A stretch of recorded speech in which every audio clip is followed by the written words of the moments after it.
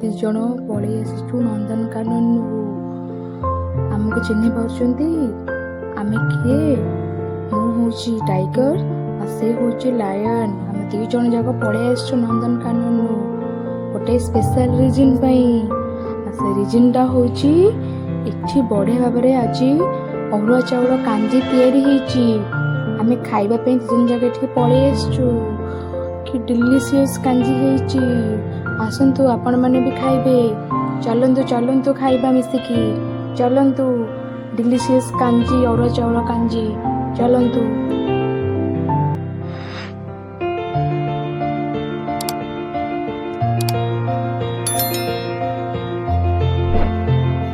Hello friends, ଜୟ ଜଗନ୍ନାଥ। କେମିତି ଅଛନ୍ତି ଆପଣମାନେ? ମୁଁ ଆଶା କରୁଛି ଆପଣମାନେ ସମସ୍ତେ ଭଲରେ ଥିବେ। ଫ୍ରେଣ୍ଡସ୍, ମୁଁ ଆଜି ପୁଣି ଗୋଟେ ନୂଆ ଭିଡ଼ିଓ, ନୂଆ ବ୍ଲଗ୍ ସହିତ ଆଜି ପୁଣି ଆପଣମାନଙ୍କ ପାଖକୁ ପଳେଇ ଆସିଛି। ଫ୍ରେଣ୍ଡସ୍, ମୁଁ ଆଜି ଆପଣମାନଙ୍କ ପାଇଁ ଗୋଟେ ସ୍ପେଶାଲ୍ ଆଇଟମ୍ ତିଆରି କରିଛି।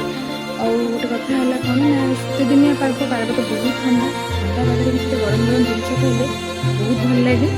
ତ ସେଇଟା ହେଉଛି କାଞ୍ଜି, ଆଉ ସେଇଟା ହେଉଛି ଅରୁଆ କାଞ୍ଜି। ଆପଣ ଅରୁଆ କାଞ୍ଜିକୁ ଖାଲି ଅରୁଆ ଭାତ ସାଙ୍ଗରେ ବି କରିପାରିବେ, ତା ସାଙ୍ଗରେ କିଛି ପରିବା ପକେଇକି ବି କରିପାରିବେ। ତ ମୁଁ ଅରୁଆ ଭାତ ସାଙ୍ଗରେ ତ ଆପଣମାନେ ସମସ୍ତେ ଜାଣିଥିବେ, ଅରୁଆ ଭାତ ସାଙ୍ଗରେ ଅରୁଆ ଭାତ ଆଣିବ, ଲୁଣ ହଳଦୀ ପକେଇବ, ତାକୁ ସିଟି ମାରିଦେବ, ଛୁଙ୍କ କରିଦେବ, ହେଇଗଲା ଅରୁଆ କାଞ୍ଜି। କିନ୍ତୁ ମୁଁ ଆଜି ପରିବା ପତ୍ର ପକେଇକି କାଞ୍ଜି କରିଛି।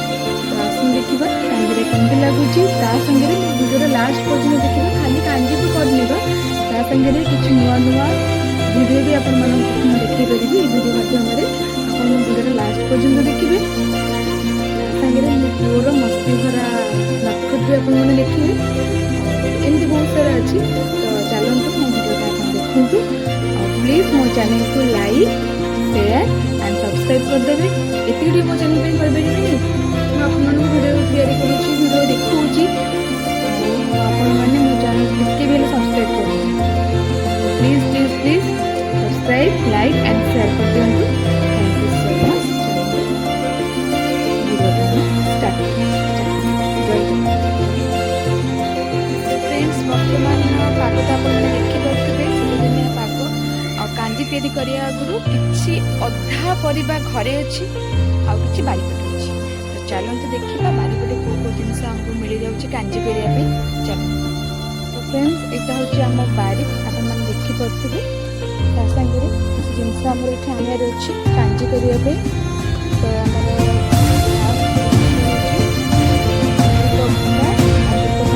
କାଞ୍ଜିରେ ନ ପକେଇବା,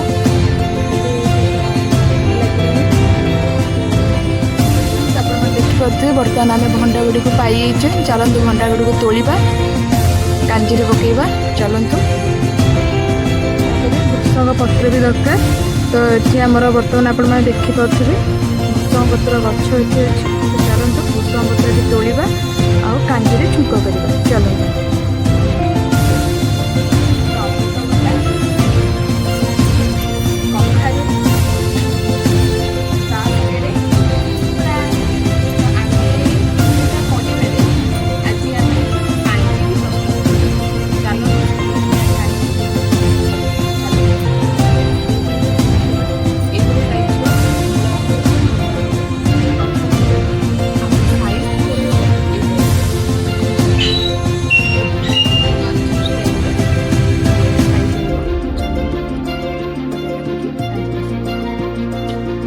ଅରୁଆ ଚାଉଳ କାଞ୍ଜି ପାଇଁ ଏଠି ବର୍ତ୍ତମାନ ମୁଁ କାଟି ଦେଇଛି। ଆପଣ ଦେଖିପାରୁଥିବେ ପରିବାର ସାଇଜ୍ ସବୁ କେମିତି କାଟିଛି। ତା ସାଙ୍ଗକୁ ଏଥିରେ ମୁଁ ଯେଉଁ ମୂଳା କାଟିଛି, ମୂଳାର ଡଙ୍କ ଆଉ ତାର ପତ୍ର ବି ଏଥିରେ ପକେଇ ଦେଇଛି, ମୂଳା ବିଡ଼ା ଦେଖନ୍ତୁ ଆପଣମାନେ। ତ ଚାଲନ୍ତୁ ବର୍ତ୍ତମାନ କାଞ୍ଜି ଷ୍ଟାର୍ଟ କରିବା। ଏଥିରେ ମୁଁ କିଛି ଗରମ ଅରୁଆ ଭାତକୁ ନେଇଛି, ତା ସାଙ୍ଗରେ କିଛି ବାସି ତୋନି ମଧ୍ୟ ଏଥିରେ ମୁଁ ରଖିଛି, ଲୁଣ ହଳଦୀ ଦେଇକି। ଚାଲନ୍ତୁ ଆକୁ ବର୍ତ୍ତମାନ ପ୍ରେସରରେ ଗୋଟେ ସିଟି ମାରିଦେବା। ଆପଣ ଚାହିଁଲେ ବି ଡେକ୍ଚିରେ ବି ଆକୁ ସିଝେଇ ସିଝେଇ କରିପାରିବେ, କିନ୍ତୁ ମୁଁ ପ୍ରେସରରେ କରୁଛି। ଆପଣ ଚାହିଁଲେ ବି ଆକୁ ଡେକ୍ଚିରେ କରିପାରିବେ। ତ ଚାଲନ୍ତୁ ଆକୁ ବର୍ତ୍ତମାନ ଲୁଣ ହଳଦୀ ଦେଇକି ଆକୁ ବର୍ତ୍ତମାନ ଗୋଳେଇବା। ଚାଲନ୍ତୁ ଫ୍ରେଣ୍ଡସ୍, ଏଥିରେ ମୁଁ ବର୍ତ୍ତମାନ ସବୁ ପକେଇ ଦେଇଛି। ଦେଖିପାରୁଥିବେ ଭାତଠୁ ଆରମ୍ଭ କରି ସବୁ ଏଥିରେ ପଡ଼ିଯାଇଛି। ତ ଚାଲନ୍ତୁ ଲୁଣ ହଳଦୀ ବର୍ତ୍ତମାନ ଏଥିରେ ପକେଇ ସାରିଲି। ଆକୁ ଚାଲନ୍ତୁ ପ୍ରେସରରେ ଗୋଟେ ସିଟି ମାରିଦେବା। ଚାଲନ୍ତୁ। ଦେଖନ୍ତୁ ଫ୍ରେଣ୍ଡସ୍, ବର୍ତ୍ତମାନ ପ୍ରେସରରେ ସିଟି ପଳେଇ ଆସିଲା। ବର୍ତ୍ତମାନ ମୋର ଆମ୍ବୁଲ ଏଥିରେ ମୁଁ 2 ଖଣ୍ଡ ପକେଇ ଦେଇଛି। ବର୍ତ୍ତମାନ ମୋ କାଞ୍ଜି ଦେଖନ୍ତୁ कि देखा जाउची चलंतु आपको वर्तमान आम छुंक करदबा एथरे मुझे पानी भी मिसैची चलंतु वर्तमान आपको आम छुंक करवा छुंक करिया देखते वर्तमान एथरे मुझे सोरिष तेल पकई देछि सोरिष तेल पकई सारा पर एथरे मुझे चाहूँगी किसी सुखिला लंका पकईदेवी आप चाहिए कंचा लंका भी पकई पारे तो सुखिला लंका पकई सारा पर एथरे फुटण छुंक करी चलते एथरे भुसुंगा पत्र छुंक कर देछि देखते फुटण भी पकई देछि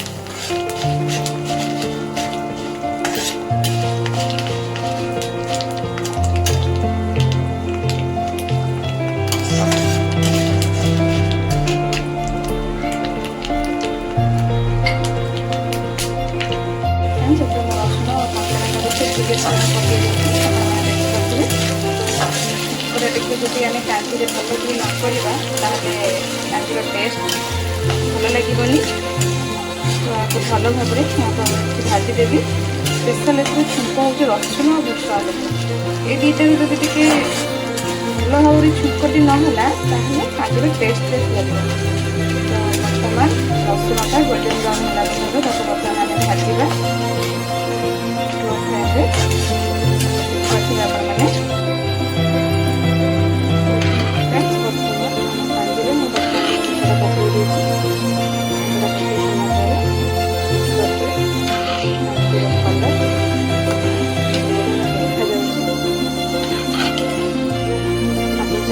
दही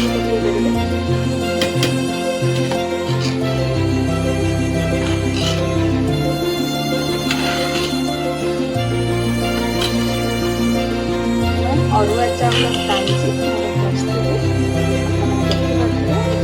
बसीगले आहरी टेस्ट लगे वर्तमान कांची मोर प्रस्तुति जदि आपको भल लगे लाइक शेयर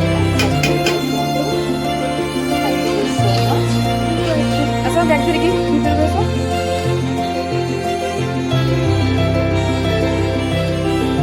हेलो फ्रेंड्स वर्तमान नंदनकानन दीटा एनिमल दौड़ी पड़े आम घर को तो चलते देखा से एनिमल दी जन को किए चलते मु बाघ मु टाइगर मु टाइगर पड़े नंदनकानन खाई जीवु